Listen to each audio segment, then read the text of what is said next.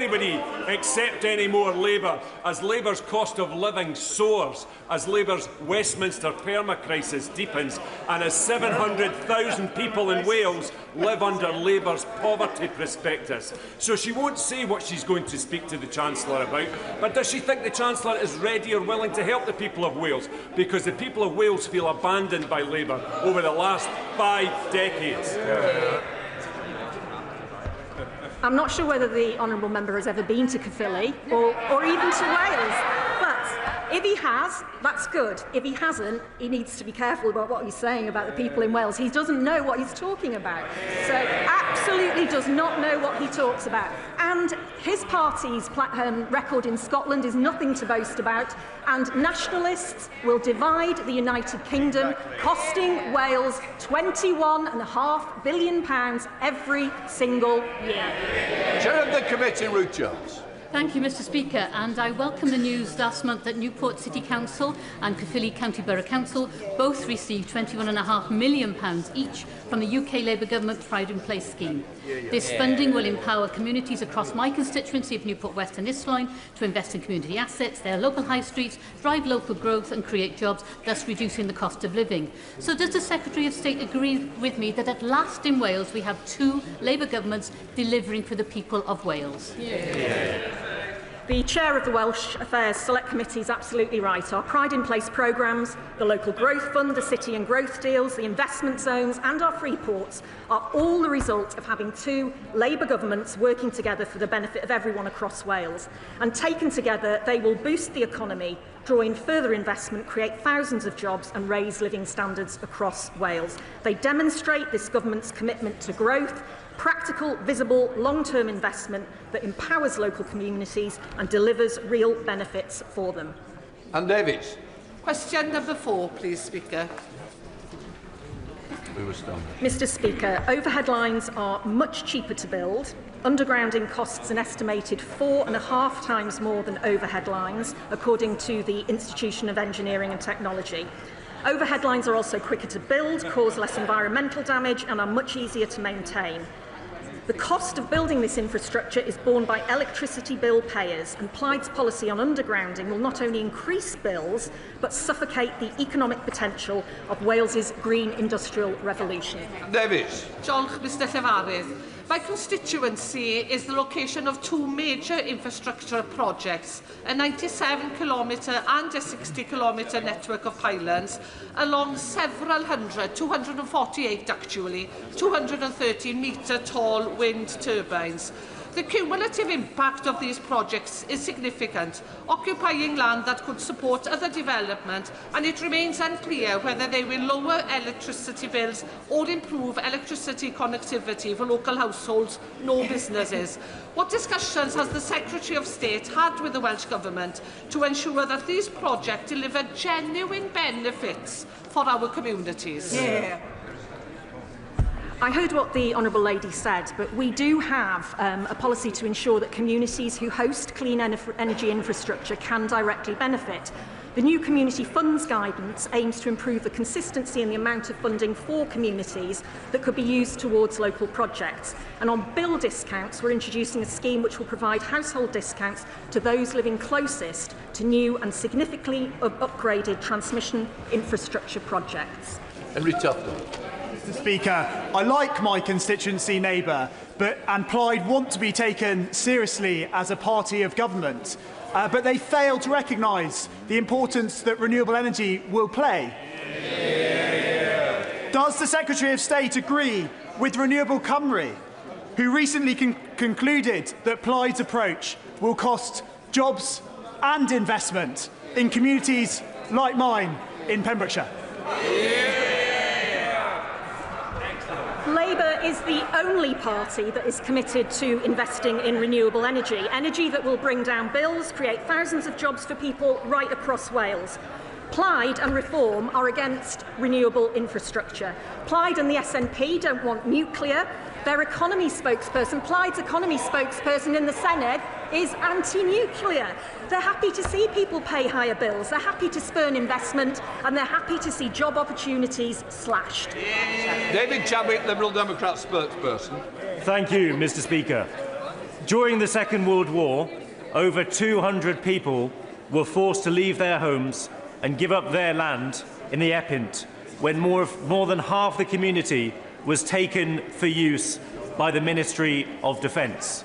And the people of the Epint understood why that sacrifice had to be made. But now, Butte Energy and their wealthy investment backers want to take the rest of the Epint. Does the Secretary of State agree that the Epint has already sacrificed enough? And will she work with me to defend the Welsh countryside from once again having its wealth extracted from it with no benefit to local communities? It sounds like the Liberal Democrats in Wales have the same position as Plaid Cymru. Our priority is to drive growth, lower bills and create jobs through our new green energy revolution, and that includes people in his constituency. Investment in his constituency should be something that he should be welcoming. Rebecca Smith. Number 5, Mr. Speaker. Minister. We inherited a broken asylum system in absolute chaos from the party opposite, with tens of thousands stuck in the system, dependent on expensive asylum hotels. We are committed to ending the use of hotels as asylum accommodation as soon as possible and before the end of this Parliament as part of a controlled, managed and orderly programme. Rebecca Smith. Under the Welsh Labour government, waiting lists, educational standards and opportunities for young people have all ground to an abrupt halt. It is shocking, therefore, that the Labour Welsh government isn't prioritising these issues, which would make a real difference to the people of Wales. Instead, Labour ministers supported by Plaid Cymru are ploughing tens of millions of pounds into its nation of sanctuary policy that is believed to support services for some illegal immigrants. Does the Honourable Lady agree with me it is high time her colleagues scrapped this wasteful, non-devolved policy and instead focus their time on lowering NHS waiting times and improving standards in the It sounds like the member opposite doesn't agree with welcoming the thousands of Ukrainian refugees which the UK government's nation of sanctuary has largely supported, and that has been used to welcome Ukrainian families fleeing from Russian aggression, a cause which I understood her party supported. Chris Evans. Mr. Speaker, can I associate myself with the remarks of the Leader of Plaid Cymru and paying tribute to Kevin David, my friend and colleague. I will say this, he was an amazing representative for Wales and a real warrior for those who found themselves neurodivergent or on the margins of society. I'm also delighted, Mr. Speaker, that Caerphilly is so popular today. It seems so many people only visited the constituency several times, or not at all, have only read about it in the press, have become experts about my constituency. And I am also pleased that the Minister raised today the plight of the Ukrainians, because if there is who came to Wales and seek sanctuary running from war, because if there was one downside to that by-election, it was the talk of asylum seekers being bad people, that they're all illegal, they don't contribute anything. And I say to those people, come and see the exhibition that was on in Caerphilly Council and see what they contributed, and what message does the Minister have for the Ukrainians who are still seeking asylum in Wales. Minute. Thank you. We offer sanctuary for those who desperately need it, and we are proud of that. But we inherited a broken system from the party opposite, contracts that are inherited. Hotel use since the last election has nearly halved, and we have removed 30,000 people who have no right to be here, ensuring that those who do need to be here do have the welcome and support that they need. This is not job done, but work in progress. Compare that to the last 14 years of the Tory government. Mims Davies, Shadow Secretary of State. So after wantonly scrapping the Rwanda scheme, the Labour government is now overseeing record-breaking figures of illegal immigrants, and reported the scandal was now engulfing North Wales, where more than 200 illegal immigrants tried to gain entry to the country on ferries from Dublin to Holyhead. Meanwhile, Penelli military camp in South West Wales was previously condemned by Labour Welsh Government. It appears their current policy, along with reforms, is from boats to barracks, which is happening in Scotland and Sussex. Yet Plaid say that there is no such thing as illegal immigration. Can the Minister agree with me that both her government and Plaid have no idea or interest in how to make our borders safe? I feel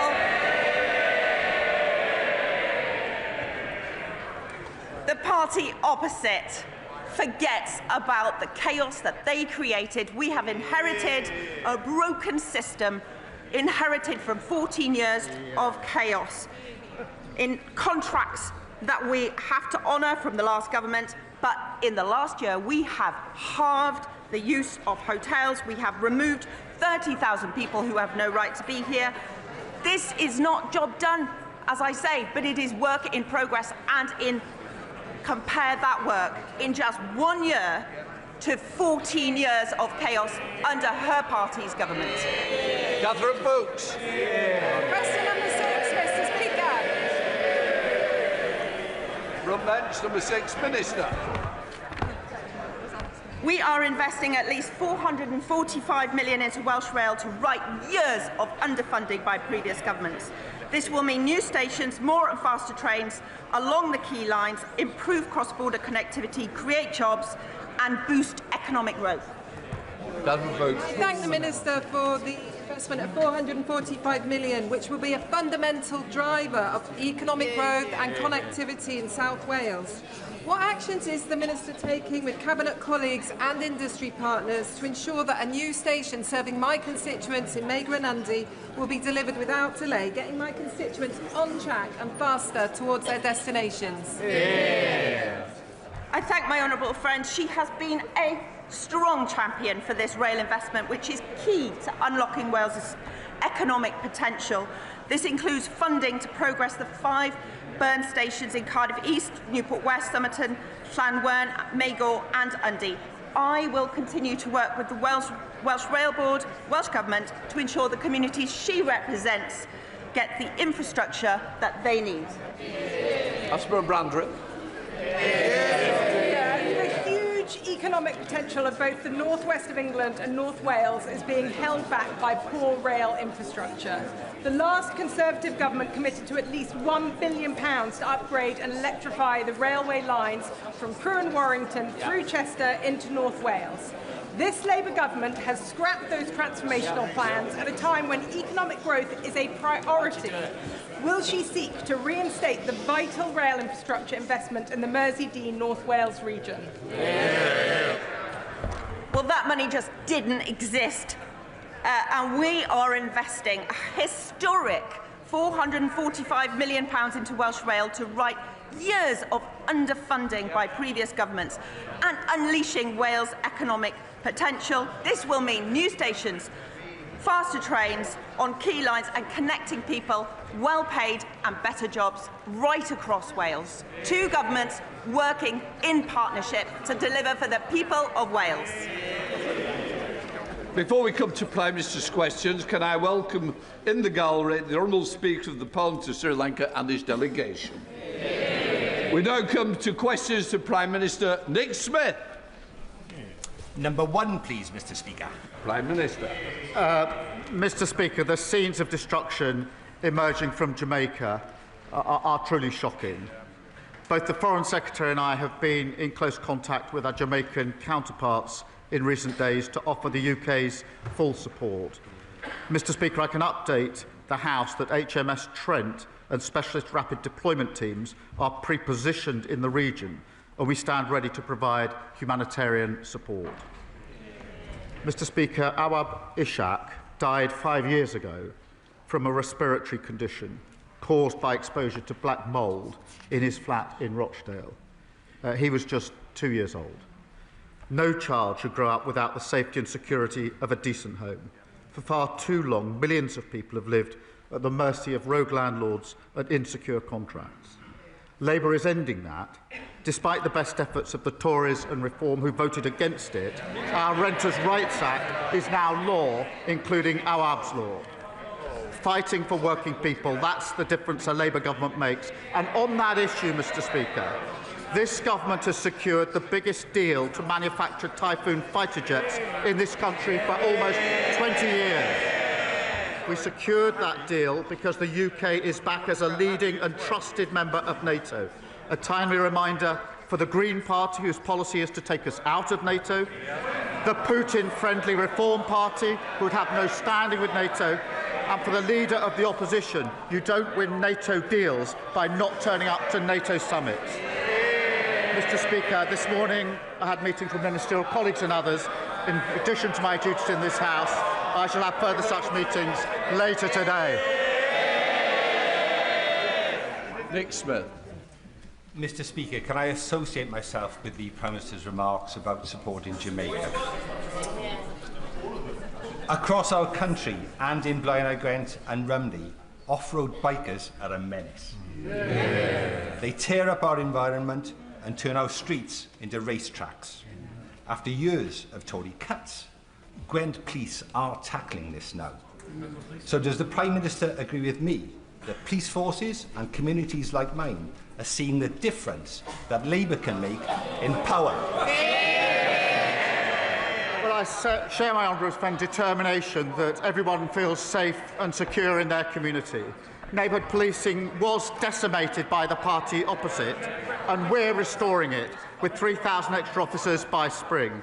We're also giving them the powers, Mr. Speaker, they need, including tough new respect orders that allow the police to seize and destroy vehicles within 48 hours. The Tories walked through the lobbies with reform in voting against our crime and policing bill. The opposition, Kemi Bernal. Thank you, Mr. Speaker. Last year, in its manifesto, Labour promised not to increase income tax, not to increase national insurance, and not to increase VAT. Does the Prime Minister still stand by his promises? Well, Mr. Speaker, I'm glad that the Leader of the Opposition is now finally talking about the economy. I can update the House, Mr. Speaker. Retail sales are higher than expected. Inflation is lower than expected. Growth has been upgraded this year. And, Mr. Speaker, the UK stock market is at an all-time high. The budget is on the 26th of November, and we will lay out our plans. But I can tell the House now that we will build a stronger economy, we will cut NHS waiting lists and deliver a better future for our country. Well, Mr. Speaker, yes. What a fascinating answer.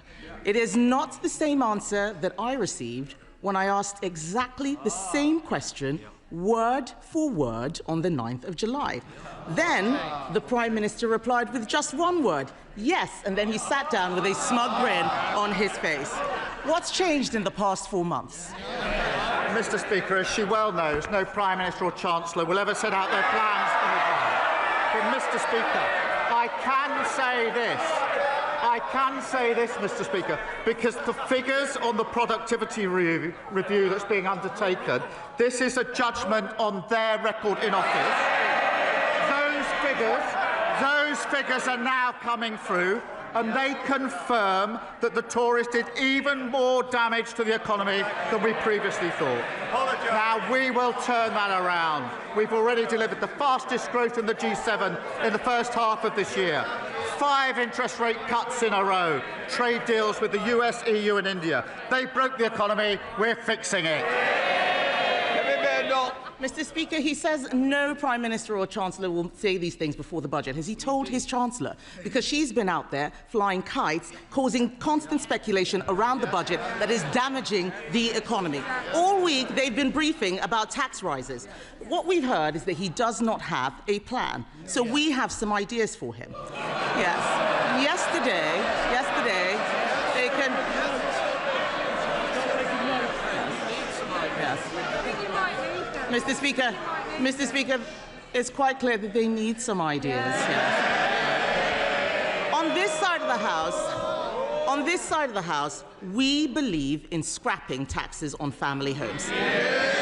Yesterday, we voted to abolish stamp duty. They voted against it. Even the Deputy Prime Minister, or the former Deputy Prime Minister, sorry, who resigned in disgrace for not paying stamp duty, voted to keep it. So, Mr. Speaker, I will remind them, on this side of the House, we know that abolishing stamp duty is how we get young people on the housing ladder and get the economy growing. So why won't he scrap this terrible tax? Why didn't they do it then in 14 years in office? Mr. Speaker, as I said, the productivity review figures are now coming in, and they show the true extent of the damage that they did. And she asked us to take advice from them.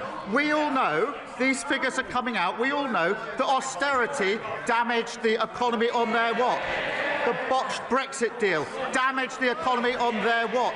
Liz Truss's mini-budget damaged the economy on their watch. So we'll take no lectures or advice from them on the economy. They won't be trusty on the economy for generations to come. And, Mr. Speaker, that's why at our budget, I can be clear, there will be no return to austerity. That's what broke the country. No return to the instability of their mad borrowing spree, and we'll end the unfairness and low growth that squeeze living standards for working people. That's the path to national renewal. Mr. Speaker, Conservatives reduced the deficit every year until the pandemic. We more than doubled the personal allowance. We left 4 million more jobs than we found from Labour. We brought inflation down to 2%. It's nearly double. Mr Tufnell, you're in my sights. The pantomime season has arrived, so don't start it too early. Mr. Speaker, on our record, we brought inflation down to 2%. It has doubled under him. We left him the fastest growing economy in the G7. It is no longer. The truth is, they have no ideas. We're giving them some. There is another way to get growth. It's cutting welfare spending and getting people into work. Last month, I offered to work cross-party with him to bring down welfare spending, because he knows, and we know, that he'd rather dip into people's pockets than upset those people behind him. Instead of tax rises, will he work with us to find a way to cut welfare spending and get Britain working again? Mr. Speaker, she talks about their record. Let's go through it. They crashed the economy. Inflation went up to 11%. Mortgages went through the roof. Welfare spending went up £33 billion on them, and they want to give us advice. And they reduced the UK to a laughing stock. Because of our budget, Mr. Speaker, waiting lists have come down, wages are up, mortgage rates are down, and other countries want to do deals with us. Just on Monday of this week, the Turkish government signed an £8 billion deal for typhoons. Earlier this year, the Norway government a £10 billion for frigates. That is because of the budget that we passed, fixing the mess that they left. Mr. Speaker, it's not because of the budget that he passed. I started that deal back in January 2024. But and I welcome it. There are some things, Mr. Speaker, it's got nothing to do with their budget. We're lucky it's still happening. So I welcome the £8 billion deal that he's done with Turkey, but I will remind him that just last month, his Chancellor borrowed £20 billion. He'll have to sell a hell of a lot more jets to make up for that. And he won't rule out any tax rises. He can't cut spending. He is increasing unemployment. This man knows nothing about economic growth except how to destroy it.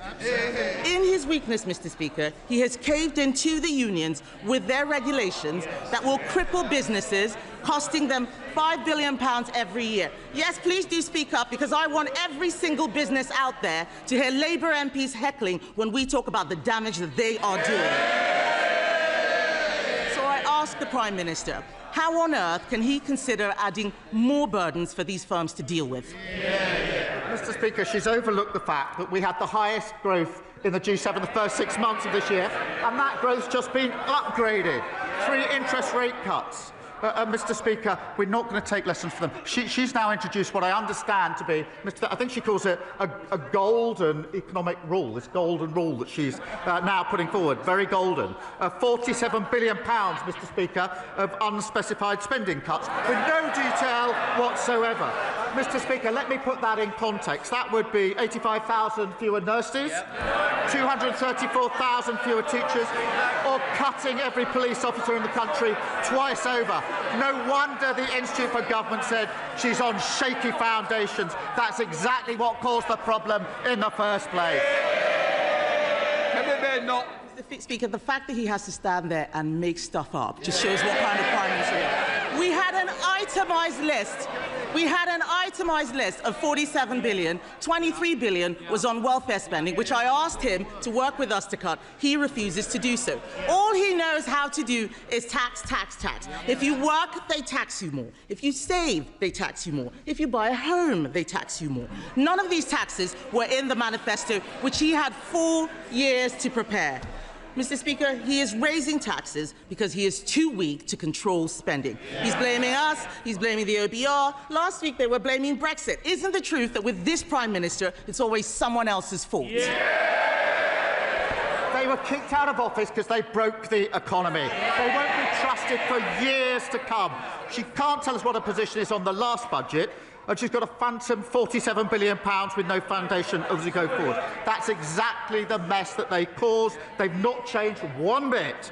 Meanwhile, we're fixing their mess. 5 million extra NHS appointments, 5 interest rate cuts, growth and wages up. That's a change the Labour government makes. Thank you, Mr. Speaker. As Palestinians try and rebuild their lives amid the rubble of Gaza, last night, once again, dozens of innocent people were killed by Israeli airstrikes. What will the UK do, along with our international partners, to hold the Netanyahu government to account for its actions? And what more can we do to ensure that aid gets in, as the IDF blocks aid in breach of both the peace agreement and international law? Well, I thank him for raising this, and I'm deeply concerned, Mr. Speaker, by the strikes, and that underlines the fragility of the ceasefire deal. All sides need to uphold President Trump's peace plan. It is the only route to long-term peace for Israelis and Palestinians. We are, of course, in close touch with the US and regional allies, pushing for de-escalation. Mr. Speaker, the scale of destruction in Gaza is unimaginable. The immediate priority remains getting aid in at the speed and the volume needed. Thank you. We come to the Leader of the Liberal Democrats, Sir Ed Davey. Thank you, Mr. Speaker. And can I associate myself with what the Prime Minister said about Jamaica and indeed all those islands and countries affected by Hurricane Melissa? Our thoughts and prayers are with all those affected.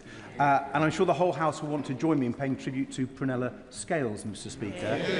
I suspect I'm not the only member of the House with a Fawlty Towers DVD box set. She will be greatly missed. Mr. Speaker, across Europe, in countries like Poland, Germany and France, we've seen evidence of dangerous Russian interference in their politics. Last month, the former leader of a major party in Wales pleaded guilty to taking bribes to make pro-Russian statements. The evidence shows Nathan Gill was a close confidant of the current Reform Party leader for years. So does the Prime Minister agree with me that it's time we had an in-depth investigation into Russian meddling and money in British politics? Joining his comments on Prunella Scales, and on this question of Russian interference, it is a serious problem in countries across Europe, including in our country, where it's a constant threat. And Mr. Speaker, for NATO allies, the conflict in Ukraine and dealing with Russian aggression is the #1 issue. And that is why I have to say the Reform Party would be an absolute disaster for our defence.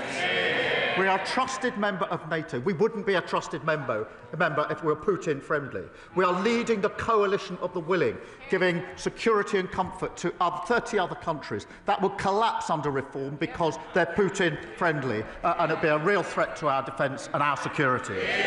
Sir Ed Davey. Mr. Speaker, I'm grateful for the Prime Minister's reply, and I agree with him on Ukraine, but I do hope he will look at an investigation into this Russian interference in our politics. Mr. Speaker, last week I questioned how he can accept the damage of Brexit while refusing to do anything meaningful about it. The damage is clear, with the Financial Times reporting that lower productivity growth alone has blown a £20 billion black hole in the public finances, just part of the Brexit black hole that Conservatives and Reform will not apologise for. Last week, he rejected my plan for a new customs union. So can I ask him what action he will take to change the Brexit deal, or is he just planning to complain about it? Well, he must have overlooked the fact that there was a UK-EU summit earlier this year in which there were 10 strands to the change that we've already agreed in relation to relationship with the EU, including closer trading relationships, including closer work on defence and security, and that is an iterative process that we will continue into next year. But he's absolutely right about the botched deal of the last government, the damage that's done to our economy, and we're just seeing some of the figures coming through in relation to that. That's one of the reasons, or one of the factors behind the way they crashed the economy. Jonathan Brash. Thank you, Mr. Speaker.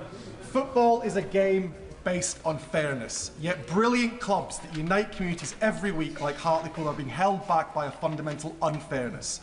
The 3 Up campaign, backed by 72 National League clubs, including Hartlepool United, and championed by Hartlepool legend Jeff Stelling, seeks to grant a 3rd promotion place from the National League to League 2. This simple change will be transformational for these historic clubs, many of which are over a century old. Now, while I accept Arsenal may never directly benefit from such a change, does the Prime Minister agree that this campaign to put football first would help the new football regulator protect club heritage, ensure stability and put fairness and fans back at the heart of our game? Well, can I start by wishing Hartlepool United the best for this season? He will appreciate the structure of the leagues is a matter for leagues themselves, but I do commend his campaign and everything that he's putting behind it.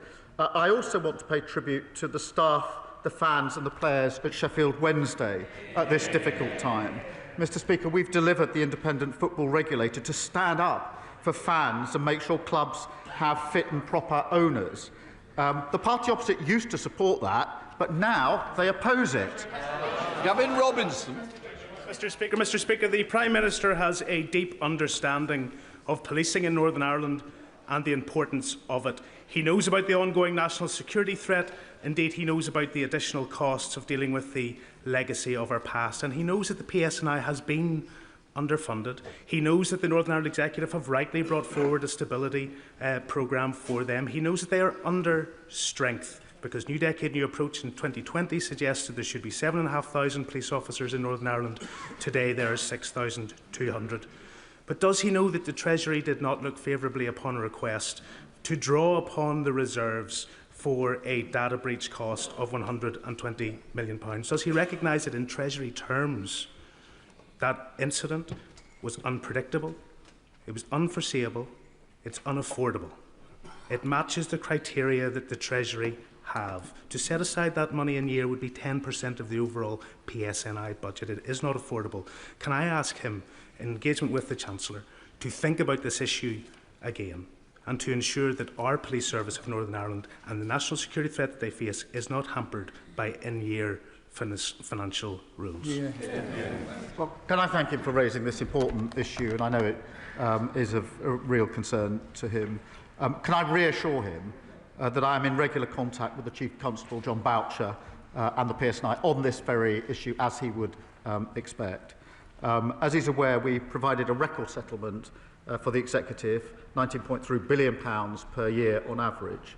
We also invested £113 million in additional security funding for the PSNI to help address specific security challenges. Now, whilst it's for the Executive to set the PSNI budget, I want to reassure him that our commitment is to keeping people safe in Northern Ireland. Alan Strickland. Thank you, Mr. Speaker. I'm speaking on behalf of my constituents, Shannon and Tyler, who lost their 2-year-old son, Hudson, earlier this year. Worried about their son and calling 111, they were told he had gastroenteritis.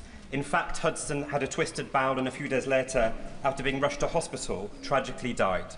Mr. Speaker, Shannon and Tyler are full of praise for the NHS medical staff who worked so hard to save their son's life. They just wish they'd been offered an in-person appointment sooner, which might have given a more accurate diagnosis. They want Hudson's legacy to be better access to face-to-face NHS appointments for children under 5, so other families don't face this tragic situation, and their online petition on this matter has gained over 80,000 signatures. Will the Prime Minister join me in sending the best wishes of this House to Hudson's family? And will he ensure they meet a health minister to discuss their courageous campaign? Well, can I thank him for raising this tragic case? And I'm sure I speak for the whole House in saying we send our sympathies and thoughts to Hudson's parents, Shannon and Tyler. And I'll make sure that they get the meeting that he's asking for. This is exactly why we're working to improve access to face-to-face appointments for those that want one. And to enable that, we've delivered the largest cash uplift for GPs in a decade, put over 2,500 GPs into general practice, and we're upgrading 1,000 surgeries to deliver 8 million more appointments. James McMurdo. Thank you, Mr. Speaker. Mr. Speaker, earlier this week, I got to see the very best and some of the worst of our National Health Service. When my own daughter needed them, they were there.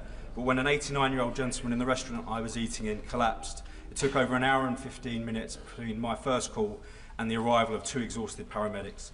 Basildon Hospital has just been downgraded to inadequate in the latest Care Quality Commission. Can I please invite the Secretary of State for Health and Social Care, or the Prime Minister herself if he has time in his schedule, to come and visit Basildon with me so we can both thank them for the exceptional work they do, but also get to grips with the problems they're facing. Well, can I thank you for raising this case and the 2 examples that he's given. The downgrade at Basildon Hospital is deeply disappointing. The Care Quality Commission has set out immediate actions for the Trust leaders to deliver improvements. Our decisions in government have seen £26 billion boost for our NHS, helping deliver over 5 million extra appointments. I would gently point out that he was elected representing a reform party that would dismantle our NHS and charge people to see their doctor. Thank you, Mr. Speaker. Reform say they stand up for the working class, but the truth is they never have. No. They voted to block the Employment Rights Bill again and again. So does the Prime Minister agree that it's only this government on the side of working people? It's Labour creating tens of thousands of jobs, like with our deal with Turkey. It's Labour getting rid of zero-hours contracts, and it's Labour protecting workers from unfair dismissal from day one. I'm proud that we delivered the biggest upgrade to workers' rights in a generation, and the Tories and Reform vote against it at every turn, as they always do with any form of workers' rights and protections. And in relation to the deal that we struck on Monday, Mr. Speaker, with Turkey, that is a deal worth £8 billion, 20,000 jobs, 10 years of work in manufacturing with the typhoons. That is only possible because we're a trusted member of NATO, and Reform have been an absolute nightmare on defence because they would not be a trusted member of NATO because they're Putin-friendly. Thank you very much, Mr. Speaker. Targets for cancer patients beginning treatment within 62 days hasn't been met by any NHS trusts for 10 years, a legacy of the last Conservative government. If this target had been met in every month of 2025, so far nearly 3,000 breast cancer patients would have started their treatment on time. Will the Prime Minister ensure that the National Cancer Plan, which I asked for a year ago, makes it possible for the 62-day target to be met, along with recruiting much-needed cancer specialists and replacing outdated equipment? Well, I thank him for raising this, and I know this is personal to him. We are investing £600 million to improve diagnostic capacity and rolling out new radiotherapy machines, including in his local trust, I'm pleased to say. We have seen real improvements. 148,000 more people now have cancer diagnosed or ruled out within 28 days, but I acknowledge there is more to do on this. The National Cancer Plan will set out how we will go further and deliver the best care for every patient. Mr. Speaker. The big 4 banks have been allowed to abandon our high streets, basically closing them with impunity. Between 1999 and 2025, my constituency alone has lost banks in Guildford, Newbigin-by-the-Sea, Bedlington and Blyth. In this, Mr Speaker, is at the same time these banks made more than £40 billion profit in last year alone. They're absolutely drowning in cash. The manifesto pledge to roll out 350 banking hubs is to be welcomed, but its quirky, almost bizarre qualifying criteria needs detailed revision. Will the Prime Minister commit to a wholesale review of personal face-to-face banking, which would enable local residents and local businesses, alongside many vulnerable people, to access their own money in their own time on their own high street? Well, can I thank you for raising this? And I know how important face-to-face banking is on our high streets.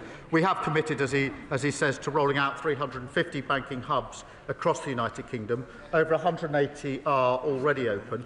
I want to reassure him that 350 is not the limit. While decisions over hubs are taken independently, they can be rolled out wherever a community needs one. And I'm happy to make sure the relevant Minister follows up with details for him. I will. Mr Speaker, I'm proud that the last government introduced the triple lock and we're committed to keeping it. But from...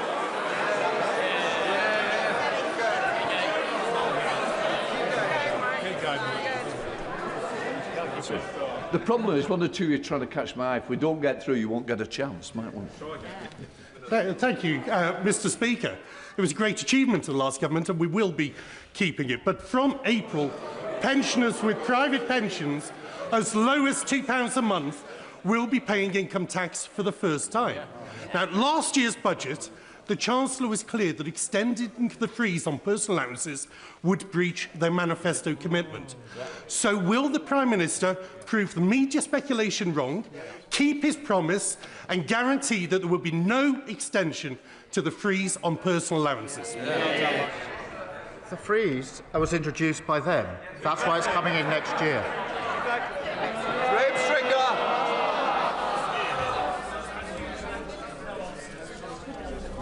Mr Speaker, the honourable member for West Suffolk, when he was an official, produced a devastating report on the Home Office.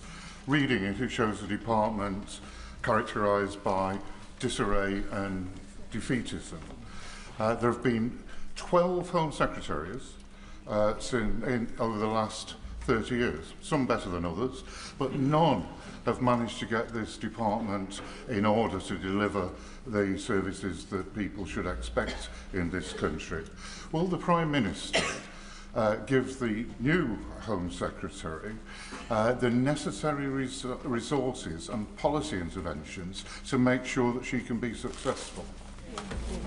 Yes, she's bearing down on the challenges the Home Office, most of them inherited from the last government, and we will make the changes necessary, and I have every confidence in the Secretary of State to do so. Baron of the House, Sir Edward Lee. After all the hatreds in the world today, wasn't it a lovely moment to see the King and the Pope pray together in the Sistine Chapel? Doesn't it give us hope that these historic divisions can be resolved? And doesn't it give us hope that despite the fact that Ukraine and Gaza may seem intractable problems, if we have the will to preserve the freedom of all people to live in their own country, and if we have the will to have faith in our common humanity, these problems can be resolved and we can win through? Can I agree with him? I thought the King and the Pope prayed together was an incredible message to the world and very, very powerful. And I agree with him that if we all work together, we can actually bring people together, notwithstanding the very many difficulties and challenges that poses around the world and in our own country. It's why, so far as we can, we should be uniting on national patriotic renewal in this country, rather than the toxic division that we see on some of the benches opposite. Daniel Zeitner. Mr Speaker, Cambridge is one of the most intensive science and innovation sectors clusters in the world, and that success is based on openness to talent. Now, at the moment, in many American universities, there are many well-qualified people pondering their futures. What a fantastic opportunity, but it is a global competition. So can I ask the Prime Minister what our government is doing to make their destination of choice the United Kingdom? Yeah. Well, my honourable friend's constituency is just one example of why the United Kingdom is a world leader in educating and attracting the brightest minds. Our immigration white paper includes changes to make sure more of the world's best graduates and entrepreneurs start their careers and their businesses here. Mr. Speaker, we're also boosting our R&D sector with more than £86 billion, making sure we continue to attract the best and the brightest. Alison Griggs. Thank you, Mr. Speaker. Last weekend, I spoke to Paul, who runs Bar Humbug Sweets in Littlehampton. And yesterday, I heard from Matt, a tech entrepreneur whose British company employs thousands worldwide. Their businesses couldn't be more different, but they both told me the same thing. This government is piling on new taxes, regulation and costs that make it harder to create jobs, invest and grow. So when will the Prime Minister stop choking opportunity and start backing the people who create jobs in the first place? Well, Mr. Speaker, our small business plan was widely welcomed by small businesses across the country, not least because of their input into it. But she complains about the measures we had to take at the last budget, including national insurance. He says chose to take. They still can't say whether they'd reverse them. They know nothing about the damage they did to our economy. Janet Davey.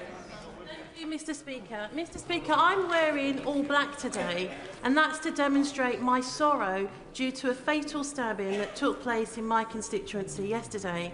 Now, we all know that one death is one death far too many, but I've had 2 deaths in my constituency in the last few weeks.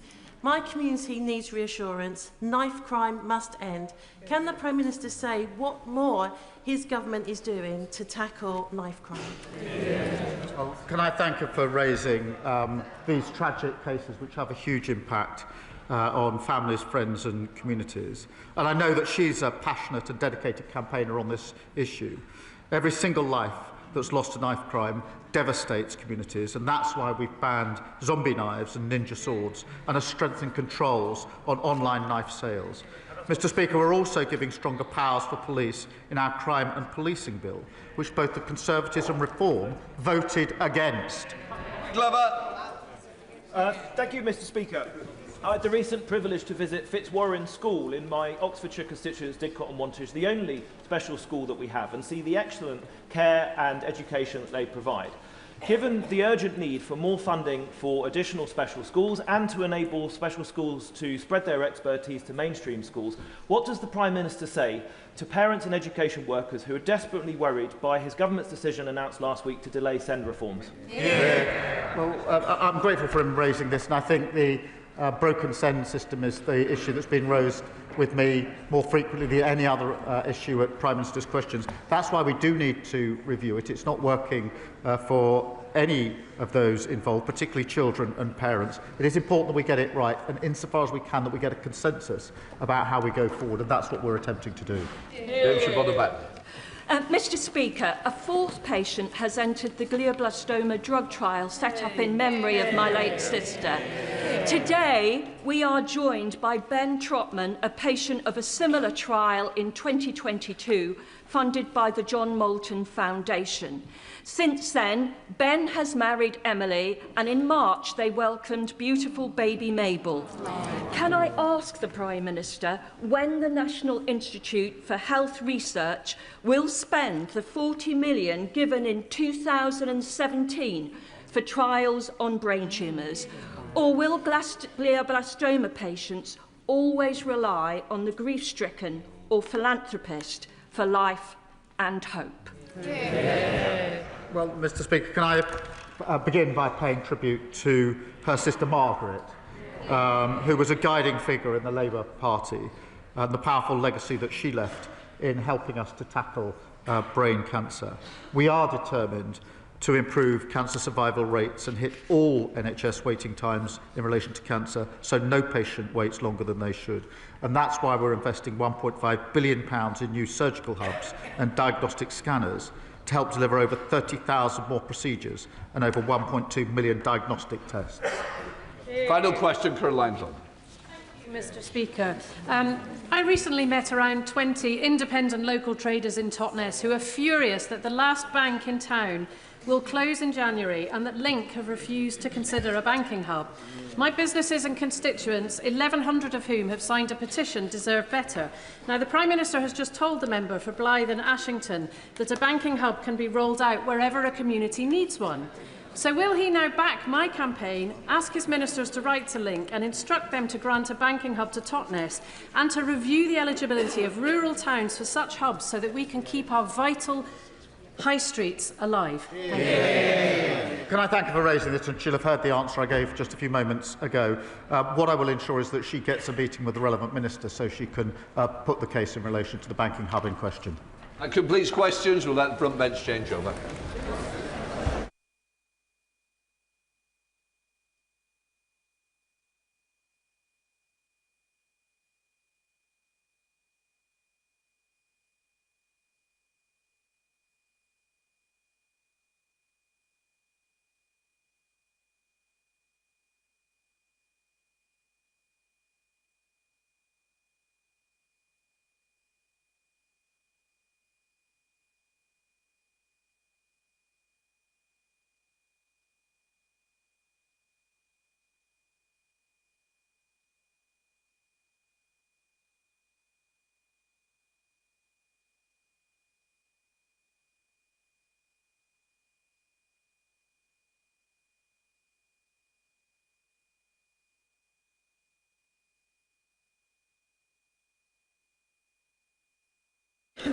Right, we now come to the urgent question. Dame Priti Patel. Mr. Speaker, to ask the Secretary of State for FCDO if she'll make a statement on the actions taken to secure the elimination of Hamas from Gaza and the preservation of the ceasefire. Minister. Mr. Speaker, the House will be aware of events over the last 24 hours in Rafah, including reports that Israeli strikes took place last night. Estimates of the death toll vary, but suggest that up to 100 people in Gaza have been killed. We understand these